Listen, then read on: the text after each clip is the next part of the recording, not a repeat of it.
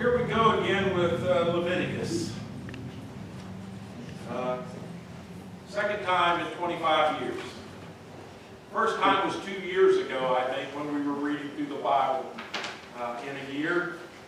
And so here we are again. You know, Leviticus isn't the first book in the Bible that I would recommend new Christians should read. It's not the first book.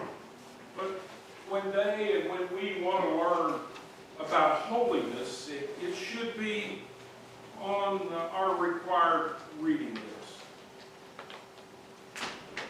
list. Thinking about that the other day, I began to think about what holiness looks like. What would eyewitnesses have to see to swear that we are holy? Would we have to walk around with our hands clasped together and our heads bowed for folks to encounter holiness? There were people in Jesus' day who did that. I forget the names of them now, but they used to walk around. It was men would walk down the street. They'd keep their heads down, their heads bowed. They couldn't look upon a woman. And they were constantly walking into trees in the corner of buildings and all this, and folks would say, "Oh, look how holy they are."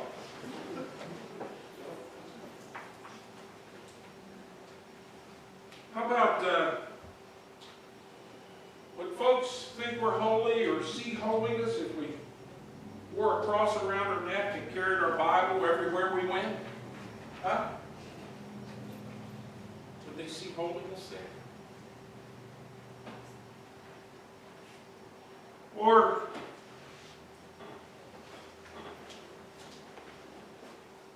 how about that?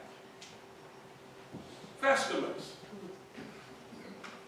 Stove. Holy? I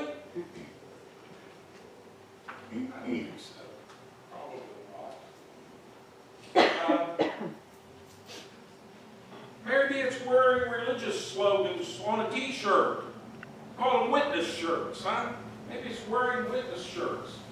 Or having a God is my co-pilot bumper sticker on your car. We could get into a theological discussion about God being anyone's co-pilot, but we're not going to go there this morning. So what does holiness look like? You know, for us, Leviticus appears to be probably the least useful book in the whole Bible. Much of it's filled with instructions about ancient Israel's sacrifice system. You know, if you want to live a nomadic lifestyle out in the desert, some of the laws of Leviticus might fit your situation. And if you're interested in following kosher dietary restrictions, Leviticus could prove to be useful. But unless those things describe your circumstances, our circumstances, we're likely to find most of the third book of the Old Testament less than uplifting. But here's something that may cause us to rethink that. In the New Testament, Leviticus is quoted several times by Jesus himself. When Jesus was asked about which commandment was the greatest, he answered by citing, "Love the Lord your God with all your heart, souls, and mind, and love your neighbor as yourself." That second half, that second one, "Love your neighbor as yourself," is a quote directly from Leviticus 19. Fred just shared it with us. And Jesus says that upon these two commandments hang all the rest of the Hebrew Scriptures. The Apostle Paul also quotes from Leviticus in Romans 13:9 and again in Galatians 5:4. What's more, the New Testament book of James, some commentators believe, seems to be a sermon based on Leviticus 19:12 through 18. So given all the New Testament attention to Leviticus, perhaps, we should take another look at the book, especially chapter 19. But as we do that, it brings us up against the matter that we started with. How to demonstrate holiness. What does holiness look like? The reading begins with God telling Moses, "Speak to all of the congregation of the people of Israel and say to them, 'You shall be holy, for I, the Lord your God, am holy.'" Don't just speak to the priests of Israel, speak to the whole nation of Israel and say, "You shall be holy." Sure, that was addressed to the ancient nation of Israel. But if we're to apply the Bible to ourselves, then we have to read it as if addressed to us as well. "Be holy, for I, the Lord your God, am holy." Okay, sure. Yeah, we'll apply it to ourselves. But how? You see, the first difficulty is that the word holy, at least as used in the Bible, doesn't lend itself to easy definition. In the Bible, holy is a description of God. But because we do not normally use the word in other than religious contexts, we cannot use comparison as a means of understanding it. Holy is a specialized theological word, and Leviticus uses it in much the way Jesus used the word perfect in the Sermon on the Mount, when he said, "Be perfect, therefore, as your heavenly Father is perfect." That's a theological use of the word perfect to describe God, and our understanding of what perfect means from everyday life just doesn't help us much in comprehending what Jesus meant when he said it.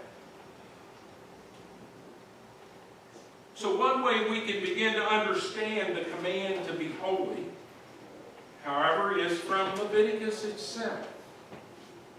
Chapter 19 begins with God telling Moses to call all the people to be holy because God is holy. But much of the material that follows in that chapter includes specific instructions about living together in community. There's an instruction about harvest, where the landowner is told not to glean the fields and vineyards bare, but to leave gleanings for the poor. In other words, don't harvest all the wheat. Leave some wheat on the edges for the poor to come in and harvest for themselves. Don't pick all the grapes in your vineyards. Leave some grapes on the vine for the poor to come in so that they might be able to feed themselves. Another instruction forbids stealing and lying.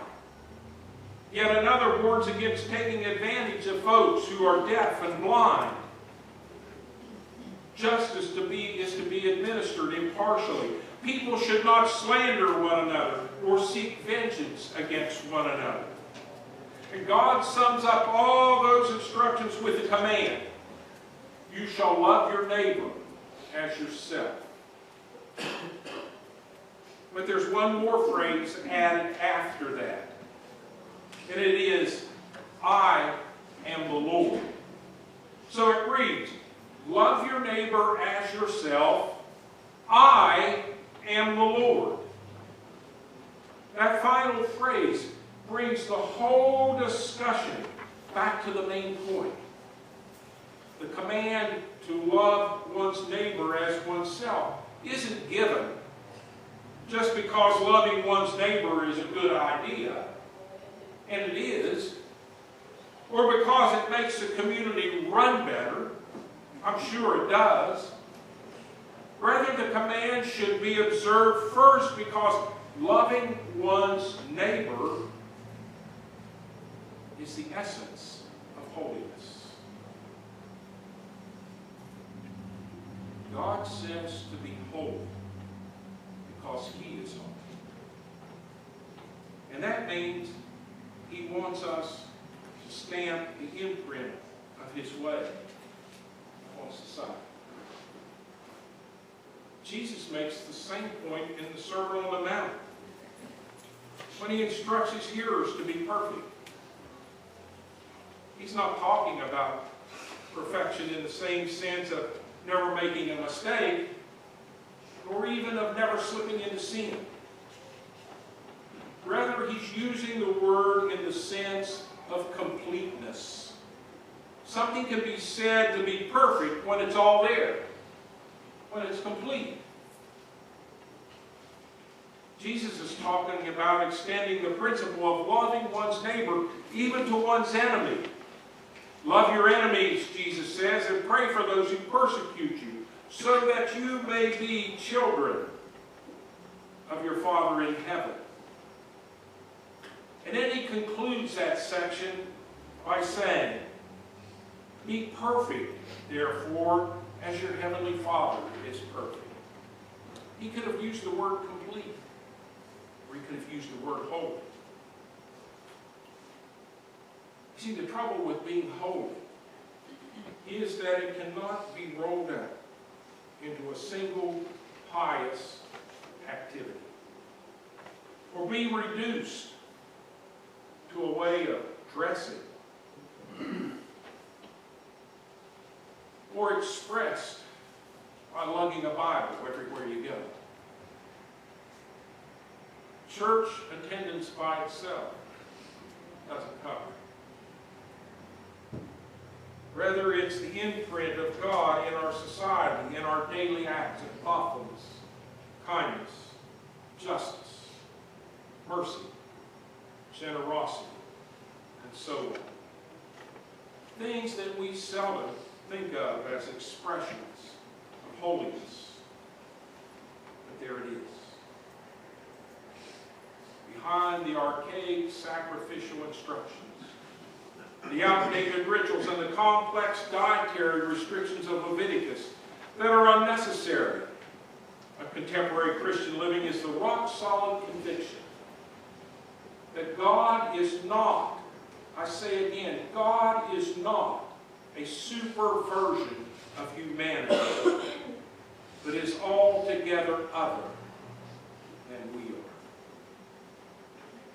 And holy is the word that indicates His otherness.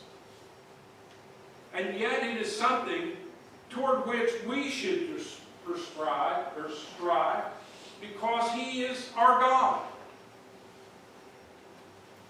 And there's more. Although many of the specifics of the laws of communal life in Leviticus are geared toward desert people with no formal central government and thus aren't always appropriate in our democracy, the principles behind them are right on target. Impartiality and justice, fairness in treatment of the poor, provisions for the unemployed and the underemployed, scrupulous honesty in all business dealings. These are the minimum standards for a people who are called to be holy as their Lord is holy. And so they apply to us today. John Wesley is famous for saying that there's no holiness other than social holiness, how we live together. So what does holiness look like? It look like this. What does holiness look like? You may agree with me, you may not. Just consider. Perhaps holiness looks like sitting here on Wednesday evening, cutting out shoe soles for folks in Uganda. Perhaps holiness looks like the Holy Friday feeding after Thanksgiving. Perhaps holiness looks like transporting the disabled and disadvantaged, to elderly, to doctor's appointments, chemo and dialysis treatments. Perhaps holiness looks like that. Perhaps holiness might look like keeping the compassion fund supplied, so that folks won't go hungry or cold or without medicine. Perhaps holiness looks like a bunch of guys gathering together on a cold February day, build wheelchair ramps. Perhaps holiness looks something like that. Perhaps holiness looks like the ministry of the House of Carpenter. You want to see holy things going on? Just go to the House of Carpenters. Just go. Perhaps holiness looks like staffing community kitchen. Perhaps holiness looks like doing some volunteer plumbing. Perhaps holiness looks like the multitude of acts of justice, fairness, honesty, and others that you do every day.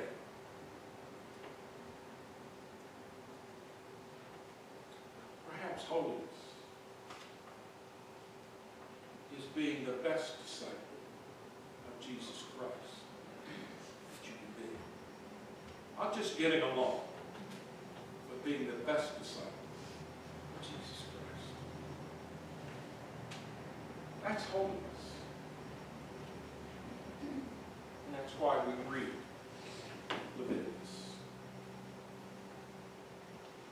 God says that we're to be holy